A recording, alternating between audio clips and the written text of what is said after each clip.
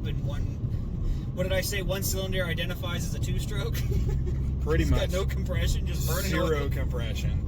It runs and drives still on 3 cylinders. Oh, it does, yeah. It's like it thinks it's a Honda. No, a K24. Maybe do a K24 K20 Frankenstein build. Yeah, do a little Honda built route, motor. 250 torque. No. You wanted a low torque because it's got WRX stuff in it, right? So No, just straight K20.